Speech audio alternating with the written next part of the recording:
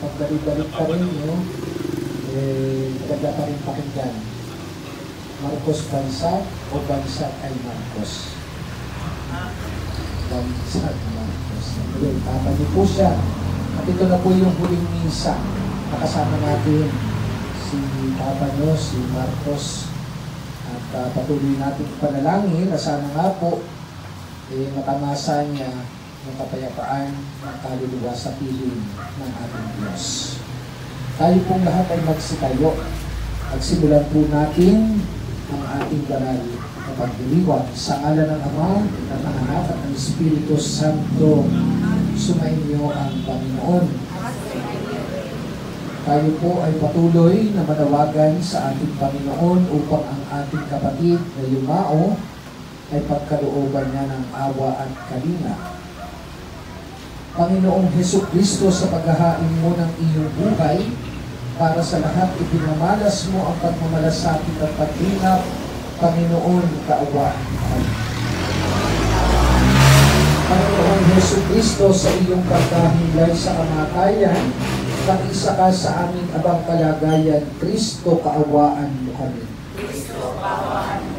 Panginoong Hesukristo, sa iyong muling pagkabuhay, pinatatag mo ang aming pananampalataya sa walang hanggang buhay sa kabila. Panginoon, kaawaan mo kami. Kaawaan nawa ng Panginoong Hesukristo ang ating kapatid na yumaon. Patawarin ang kanyang mga kasalanan at patnubayan siya hanggang sa buhay na walang hanggan. Manalangin tayo.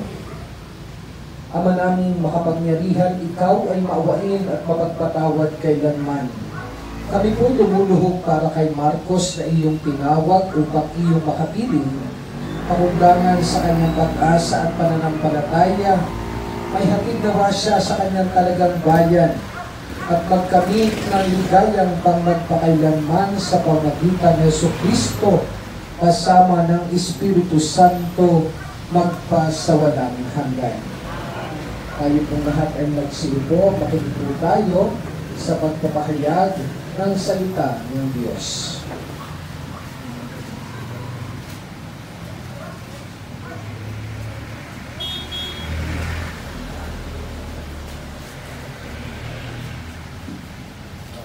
Ang salita ng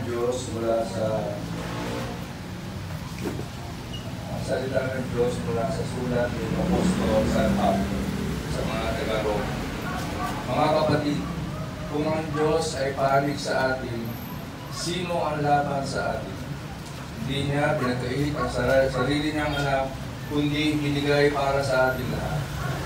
Kung naipagkaloob niya sa atin ang kanyang anak, di ba niya ipagkakaloob sa atin ang lahat ng bagay? Kasama ng kanyang anak, sino ang maghaharap ng sakdal laban sa mga hinirang ng Diyos, gayong ang Diyos ang nagpapawalang sala sa kanila? Sino nga ang aton ng kaparusahan?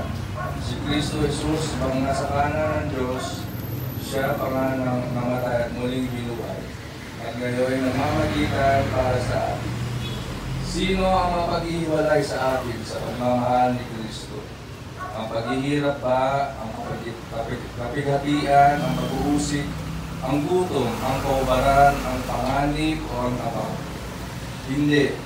Ang lahat ng ito'y kaya-kaya natin pagtagumpayan sa pamamagitan niya na nagmamahal sa atin.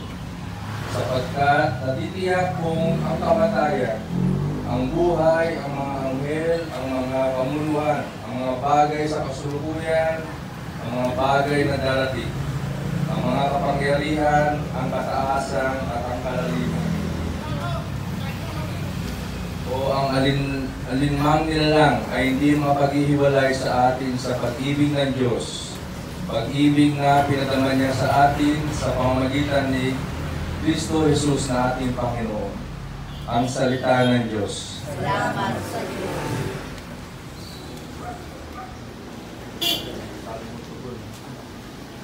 Salmong tugunan, Salmo 142,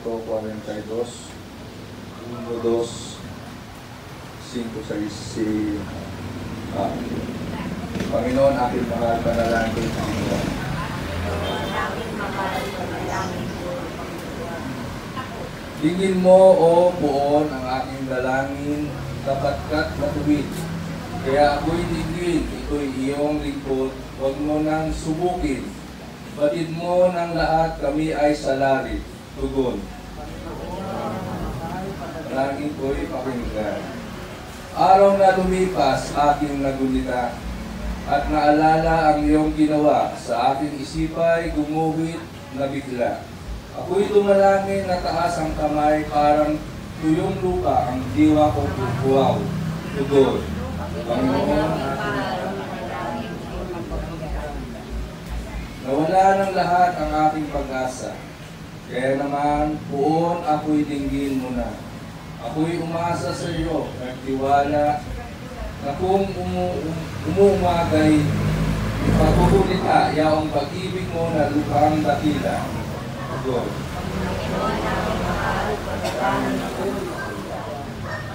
Ikaw aking Diyos, ako ay turuan na aking masunod ang iyong kalooban. Ang Espiritu mo'y maging aking tanglaw sa aking paglakad sa ligtas na daan. Tugon. Panginoon, aming mahal, panalangin.